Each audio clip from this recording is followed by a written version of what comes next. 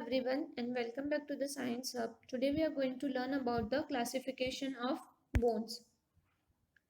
The presentation includes introduction to the bones, then types of bone. Types of bones are on the basis of their shape, then on the basis of their development, on the basis of the region, and on the basis of their structure. In structure, again it is divided into two subcategories, that are the according to the macroscopic approach and according to the microscopic approach. Introduction. Bone is the one-third connective tissue forming the main supporting framework of the body. The inorganic calcium salts make it hard and rigid. Osteology, it refers to the scientific study of bones. Now, what are the functions of the bone? The first function is to provide the support, protection and movement. As we all know, bones give an general shape to the body and it supports the body weight, and also it protects the sensitive part of the body.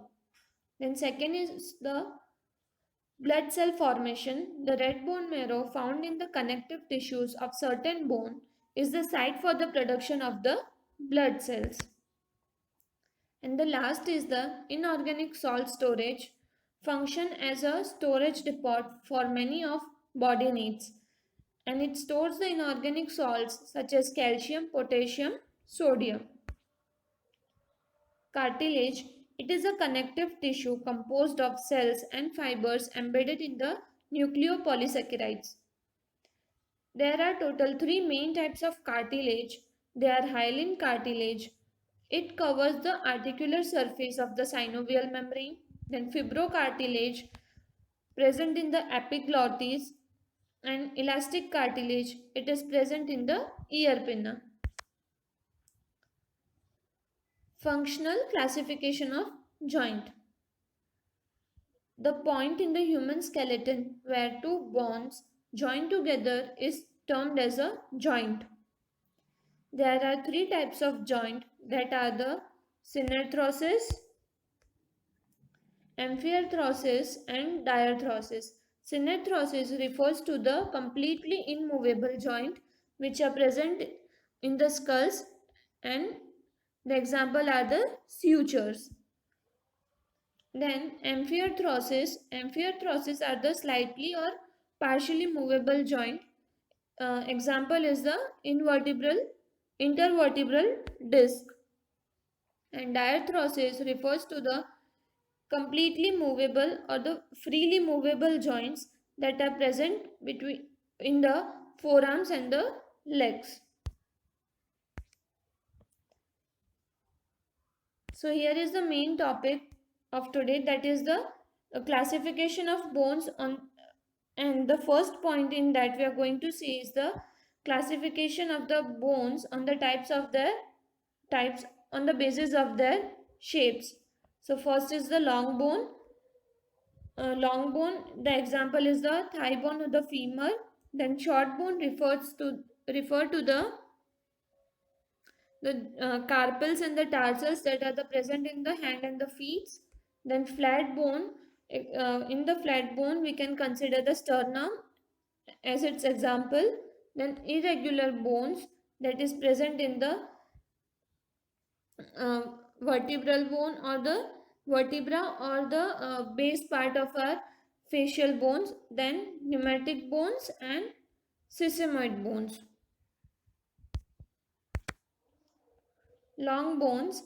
These bones typically have an elongated shaft and two expanded ends on their sides, termed as two expanded ends on their either side of the shaft. The shaft is known as the diaphysis and the ends are called the epiphysis. Example of the long bones are humerus and femur. Here we can see the epiphysis region over here and at the end, and the shaft is termed as the diaphysis. Then short bones. These bones are short in posture and can be of any shape, and the examples are the carpal and tarsal bones. Here in the feet and in hand over the here, carpals and the tarsals bone.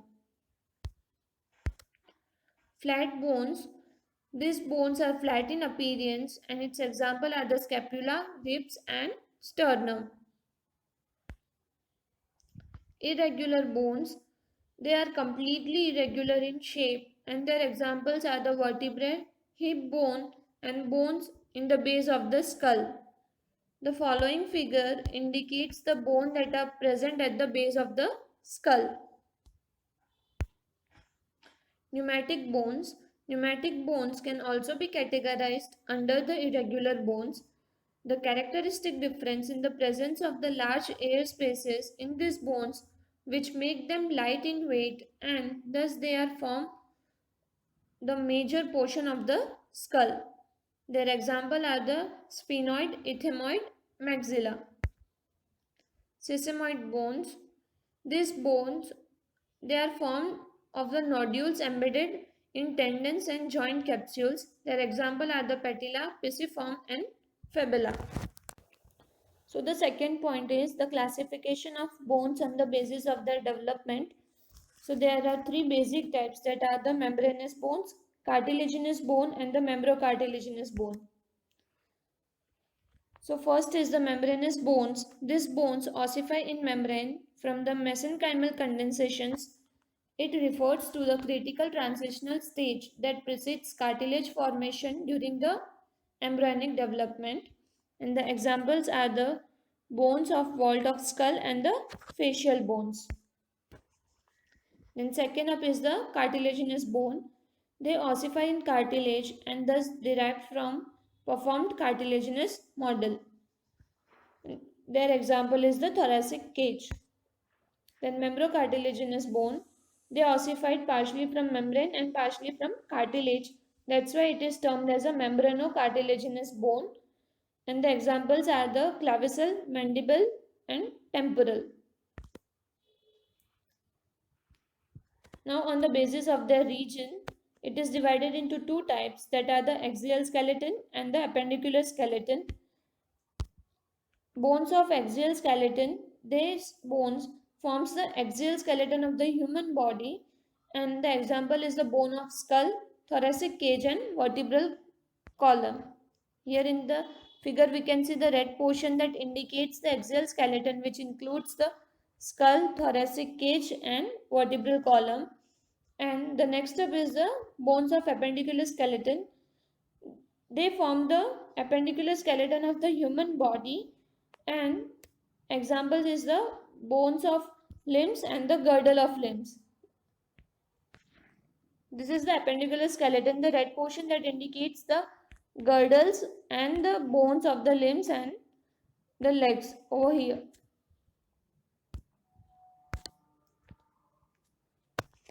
Now the next is the classification of bones on the basis of their structure. It is subdivided into two parts, that is the macroscopic and the microscopic approach. So first is the macroscopic approach and the first bone is the compact bone.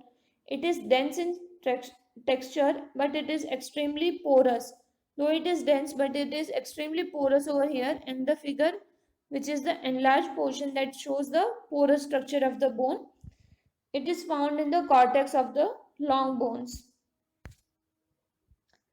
Then next is the cancellous or the spongy bones. The part of bone where there is more empty space and less bone tissues, they are found in the inner part of the long bones. Then on the basis of the microscopic approach, the first is the fibrous bone. These have more fibers in them and they are also termed as an immature bones. They are only found in fetus, sockets of alveolar bones and sutures of skull.